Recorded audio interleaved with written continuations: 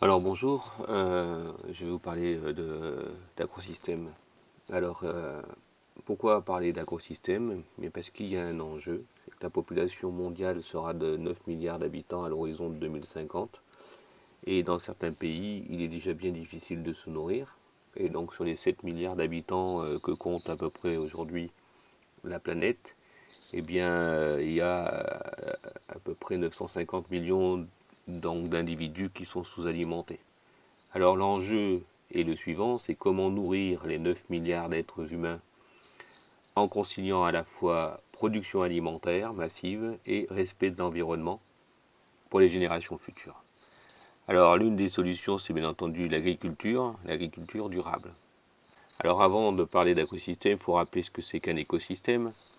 Alors un écosystème, donc c'est un système qui est équilibré, hein, puisque les entrées sont égales aux sorties. Finalement, à la mort d'un arbre, hein, celui-ci va se décomposer et restituer la matière organique au sol, hein, et toute la matière et l'énergie produite va être donc recyclée. Alors c'est un système qui est totalement autonome, hein, il n'y a aucune intervention humaine. Ou alors l'intervention humaine donc ne va pas déstabiliser l'équilibre de l'écosystème. Par exemple la gestion forestière, hein, pour la production de bois de chauffage. Alors un écosystème est organisé donc en réseau trophique. Vous avez une chaîne alimentaire, hein, qui comprend de nombreux maillons. Et ces maillons, c'est donc des producteurs primaires, hein, par les plantes, qui est à la base donc de toute la chaîne alimentaire, puisqu'ils sont consommés par les consommateurs primaires, les secondaires et les tertiaires. Et enfin, tout ça forme un cycle qui va être parfaitement équilibré. Alors là, un agrosystème, eh bien, c'est un écosystème agricole qui est créé par l'homme qui va, afin d'exploiter donc de la matière organique végétale ou animale, qu'il va produire à des fins économiques, hein, donc soit alimentaires, hein, soit industrielles, soit énergétiques. Pour fonctionner, un agrosystème nécessite de nombreuses entrées et des sorties. Alors les entrées, c'est bien entendu les énergies fossiles, hein, donc c'est tout ce qui est fonctionnement des appareils mécaniques. Et puis vous avez également les entrées sous la forme de nutriments nécessaires, et puis bien entendu pour le bon fonctionnement et la bonne croissance des producteurs primaires, c'est donc l'usage des engrais. Et puis vous avez une importante irrigation pour l'apport d'eau nécessaire à la bonne croissance, hein, de ces producteurs primaires. Alors évidemment, il faut des sorties, puisqu'on avait dit que l'agrosystème est un système déséquilibré, hein, il y a des entrées puis des sorties. Alors les sorties sont bien entendu la production de matières primaires pour de la consommation humaine, donc soit les végétaux directement, soit pour la production de viande. Alors parmi les sorties non négligeables, c'est bien entendu le lessivage des sols, hein, la lixiviation, qui va conduire à la déminéralisation, hein, des sols et l'accumulation de produits phytosanitaires polluants. Alors ici vous avez l'exemple de la marée verte en Bretagne, hein, où vous avez une accumulation de nitrates, hein, dans l'embouchure des cours d'eau, ce qui va entraîner donc une prolifération des algues, les algues vertes. Et ces algues vertes sont ensuite décomposées par des bactéries qui non seulement vont dégager des gaz toxiques, mais en plus ils vont consommer l'ensemble du dioxygène au détriment donc de la faune aquatique. C'est ce qu'on appelle de l'eutrophisation. Alors dans un écosystème, l'exportation de la récolte constitue un flux sortant de matière, hein, qui doit être compensé par des flux entrants. C'est ce que nous avons vu préalablement. Et l'objectif, hein, c'est que tous ces entrants agricoles vont participer à l'augmentation de la production primaire, hein. Et donc en fait, on a ici une notion de rendement. Les agrosystèmes sont associés à la notion de rendement.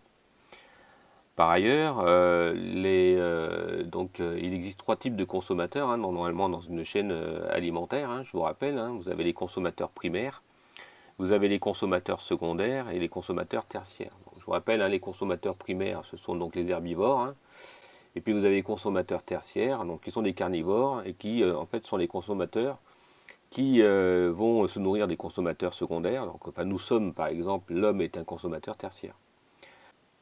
Alors dans un agrosystème, eh bien, c'est un écosystème, mais il va être totalement déséquilibré car l'homme va favoriser le développement d'une seule espèce en dépit de la biodiversité, dans le but de produire et de dégager une récolte importante. Donc soit l'espèce favorisée va être animale, hein, ça peut être par exemple un poulet, ou ça peut être végétal, ça peut être par exemple du maïs. Donc si c'est un poulet, ben, ça sera un consommateur primaire, si c'est un végétal, ça sera par exemple un producteur primaire. Donc l'agrosystème, pour fonctionner, donc comme je vous l'ai dit, nécessite donc des apports, hein, des entrants et des sortants. Alors si on regarde d'un point de vue énergétique, ce sont des apports énergétiques sous la forme de les machines agricoles, par exemple. Et puis vous avez des apports écologiques, hein, avec la consommation d'eau, hein, la consommation de carburants fossiles, qui va être une source importante de CO2, et la consommation également de produits chimiques, hein, qui peuvent, donc, comme je vous l'ai dit, entraîner donc des problèmes de lixiviation du sol ou d'eutrophisation. L'agrosystème, donc, c'est un système qui va être totalement déséquilibré, hein, il faut lui apporter beaucoup pour qu'il produise, et il va être incapable de fonctionner en l'absence de l'intervention humaine. Donc il y a un coût écologique qui est important. Donc pour résumer, un agrosystème, c'est un écosystème mais qui va être totalement déséquilibré, et un agrosystème, c'est un écosystème mais dont le fonctionnement représente un coût écologique et un coût énergétique très important. Alors pour finir avec ça, si on compare l'écosystème avec l'agrosystème, eh bien dans l'écosystème, vous avez donc les producteurs primaires principaux, ce sont les producteurs chlorophylliens, hein, qui sont à l'origine d'une chaîne alimentaire avec des consommateurs primaires comme tout ce qui est les ovins, les bovins, les poules, etc.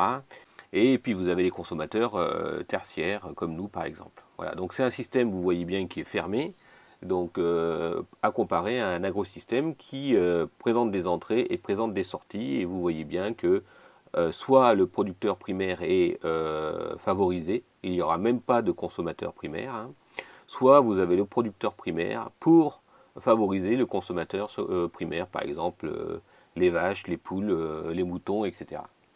Donc en fait, vous avez un système ouvert d'un côté, vous avez un système fermé de l'autre.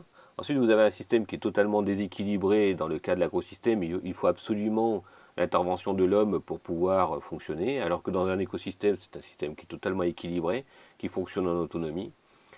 Alors dans le cas de l'écosystème, évidemment, le rendement est quasiment nul, hein. Le rendement est très très faible, hein. Il y a un équilibre qui se forme, alors que dans l'agrosystème, il y a un rendement qui est très fort, puisque l'objectif c'est de produire en grande quantité des producteurs primaires ou en grande quantité des consommateurs primaires par exemple.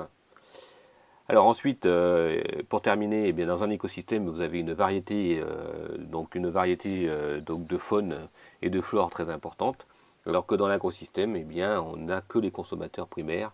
Donc en fait, vous avez une perte de la biodiversité au détriment donc d'une seule espèce qui va être favorisée.